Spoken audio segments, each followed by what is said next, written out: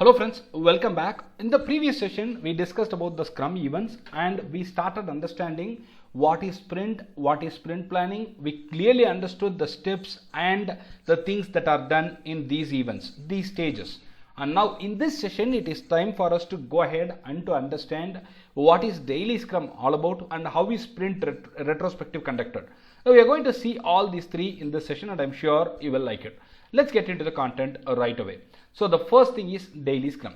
What is the purpose of the daily Scrum? Very simple. It is to inspect and adapt. Yes, you are going to inspect if it is progressing in the right direction, and if not, you have to adapt few changes, and inspection leads to adaptation. That's the point. This enables adjustment. You are going to tune the plan work in case things are not going as expected, and if things are going as expected, you can continue and this can lead to success. How much time to be spent for Scrum? Maximum 15 minutes a day is what is prescribed. How many people can be there in a Scrum team? Maximum 10 members, smaller the better.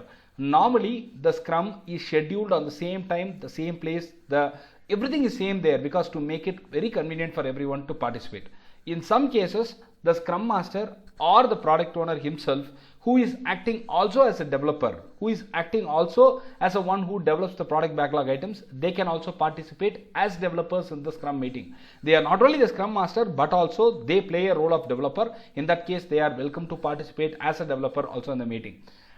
Daily Scrum is aimed at improved communication, identification of impediments if any, and quick decision making, and importantly to avoid unnecessary meetings. This is one thing I keep stressing right from the beginning. There cannot be any unnecessary meetings if you follow things in right way. When you have things done in the right way, you will not have the need for conducting any unnecessary meeting, and Scrum definitely helps you in doing that. And importantly, the developer can alter and adjust their plans not only during the Scrum. They are free to meet rest of the people in the Scrum team rest of the day as well, and they can work on it.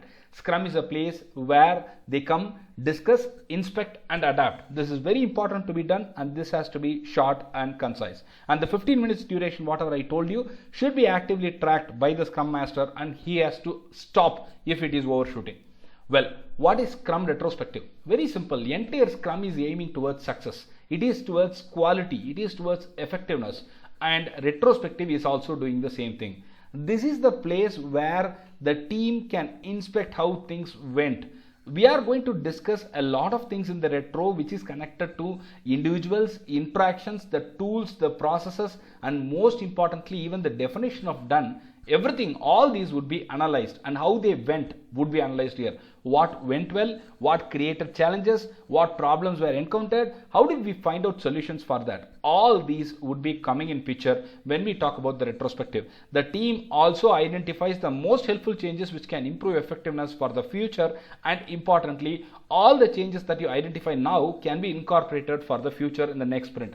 Maximum time for the retrospective would be 3 hours for 1 month long sprint. Remember, shorter the time frame, shorter the period of retro would be. If it is 1 month long sprint, you need to spend around 3 hours maximum for the retrospective. That's all. We learnt about very clearly the daily Scrum and the Scrum Retrospective, and I hope it was very useful. Now coming to the time duration, Scrum 15 minutes a day. Sprint planning, you need to spend 8 hours. Sprint review, maximum 4 hours. Sprint retro, it is 3 hours per month. This is the guideline that we have got in front of us right now. So do not overshoot is the point that I would generally convey here.